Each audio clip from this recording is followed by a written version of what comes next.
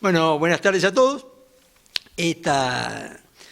Hoy en el Centro de Estudios, la mayoría vamos a hacer una sesión académica sobre un tema de la historia, pero que tiene que ver con el presente y que tiene que ver con un hecho político de significación que tiene esta semana, que es la inauguración en la Ciudad de Buenos Aires de un monumento a Juan Domingo Perón. Con una singularidad, que este monumento a Juan Domingo Perón se inaugura en la plazoleta Agustín P. Justo, un dirigente, digamos, de orientación conservadora que, en principio, en una visión muy simple de historia, parecen dos figuras antagónicas. Pero lo que vamos a analizar en esta reunión es que quizás no sean tan antagónicas y que inclusive puede tener un sentido político, tiene un sentido político que el monumento a Perón se inaugure en la plazoleta Agustín P. Justo. Para esto hemos convocado a dos personas que realmente son muy prestigiosas, muy conocidas y que muchos conocen de este tema porque realmente han estudiado este Perón previo al Perón de la actuación pública, ese Perón militar hasta el grado de coronel, que es cuando empieza a tener actuación pública. Bueno, uno es Jorge Castro, ¿no es cierto? Es una figura, en mi opinión, el mejor analista en temas internacionales de la Argentina, pero que más es un hombre que tener una visión estratégica hacia el largo plazo, también ha estudiado, profundizado, investigado nuestro pasado. Y este periodo de Perón, ¿no es cierto?, está en varios de sus estudios publicados en los últimos años. Tenemos con nosotros a Claudio Chávez, profesor de historia, investigador, escritor, que acaba de publicar un libro sobre el legado de Víctor Andrade, poeta, escritor, político, ¿no es cierto?, funcionario, quien también ha estudiado este periodo, ¿no es cierto?, de Perón, digamos, la convergencia de distintos puntos, ¿no es cierto?, en su formación ideológica, ¿no es cierto?, y política. Para analizar este tema le vamos a pedir a cada uno su visión de esta particular relación entre Perón y Justo y el significado que tiene la estatua de Perón en la plazoleta Agustín P. Justo. Jorge. Bueno, muchas gracias, Rosendo. Muchas gracias, Claudio, por permitirme participar de este encuentro. Lo que me gustaría señalar es que este monumento que va a colocarse en la ciudad de Buenos Aires a Juan Domingo Perón representa ante todo una figura histórica que fue la que realizó una profunda revolución social en la Argentina a partir del ejército, en su condición de jefe militar. El elemento más importante a tomar en cuenta para comprender la trayectoria de Juan Domingo Perón es que él fue una figura fundamental del ejército en la etapa previa a 1943. El 4 de junio de 1943 fue cuando se desencadenó un golpe militar que fue la más militar de todas las revoluciones militares de la Argentina, en la estimación de varios historiadores del momento, en la que el papel de Juan Domingo Perón fue absolutamente central.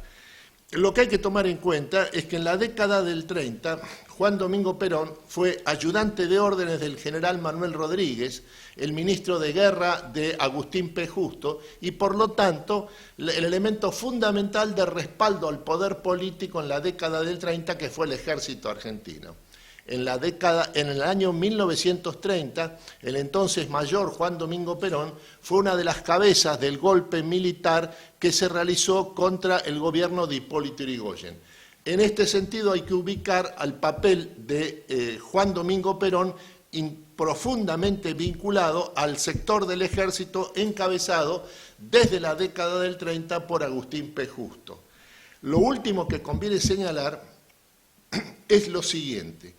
El peronismo como movimiento de transformación social, política y económica del país hubiera sido imposible si no hubiera dispuesto de una estructura estatal profundamente modificada por el gobierno del general Agustín P. Justo, sobre todo a través de la acción de Justo como presidente de la República, de su ministro de Hacienda Federico Pinedo y del presidente del Banco Central, entonces creado por el gobierno de Agustín P. Justo, que fue Raúl Prebisch. Este trío, Justo, Pinedo, Prebisch, crearon un Estado capaz de intervenir y de resolver la situación de cambio estructural que necesitaba la Argentina.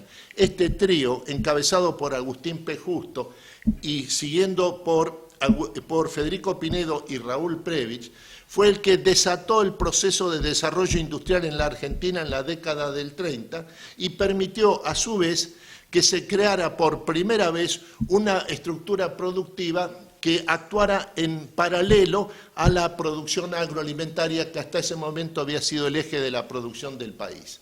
En este sentido, el hecho de que esta estatua del general Juan Domingo Perón esté en la plaza que lleva el nombre de Agustín P. Justo es un hecho que tiene un profundo significado histórico y que muestra hasta qué punto las figuras históricas, después de una etapa determinada de incomprensión y de injusticia, vuelven a vincularse, como sucede en este momento en la ciudad de Buenos Aires, con el monumento de Juan Domingo Perón por un lado y la plaza que lleva el nombre de Agustín P. Justo por el otro.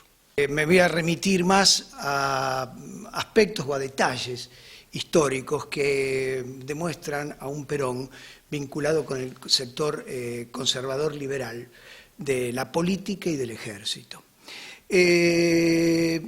Porque en realidad en tal caso lo que me he propuesto es higienizar un poco la figura del general Perón, en el sentido de que fue capitalizado durante muchísimo tiempo por el sector, digamos, nacionalista y del revisionismo histórico, mintiendo, tergiversando y ocultando aspectos de la vida política. En fin, acaba de publicarse un libro muy antiperonista en el cual la foto que encabeza la tapa es un Perón asociado a Uriburu. Cuando en rigor, como ha dicho bien Jorge, Perón, en el golpe del 30, está vinculado al grupo de oficiales que acompañan al general Justo, especialmente ese gran intelectual, brillante intelectual, hombre de absoluta confianza de Justo, que era el general Sarobe. Para que Justo participara en el golpe de Estado del 30, o sea, para que el sector liberal del ejército se sumara al golpe del 30, era preciso que se bajara la proclama que había redactado Leopoldo Lugones. Si no, el sector liberal del ejército no participaba. ¿Por qué? Y porque la proclama de Leopoldo Lugones hablaba de abatir la vida política, clausurar la vida política, cerrar los partidos y derogar la ley Sempegna. En esas condiciones, el sector liberal del ejército de ninguna manera iba a estar allí. Como el golpe necesita a un sector, yo diría, el más importante del ejército, entonces se bajó la proclama de Leopoldo Lugones y fue Sarobe el encargado de redactarla y fue Perón el encargado de imprimirla y repartirla en la Escuela Superior de Guerra a 300 oficiales, es decir, convencer y persuadir de que ahora el golpe de Estado estaba en buenas manos. ¿Qué significaba estar en buenas manos? Significaba que el gobierno de Irigoyen se caía, se desbarrancaba solo. Y además hay que entender el mundo de la época. En todos los países del mundo el demoliberalismo está en crisis, es decir, daría la sensación de que el liberalismo está pagando las consecuencias de la Primera Guerra Mundial, el cual se responsabiliza al liberalismo de ese desastre mundial, de esos millones de muertos. En consecuencia, el liberalismo en retroceso, y esto es en todo el mundo, Kemal Atatürk en Turquía, Lenin en la Unión Soviética, Mussolini en Italia, Miguel Primo de Rivera en España, el intento de golpe de Estado de Hitler en el año 1923, es decir, todo indica que las instituciones, la república y la democracia pareciera que están en decadencia. Bueno, el golpe de Estado del 30 lo que hace es seguir esa línea histórica, seguir esa corriente histórica,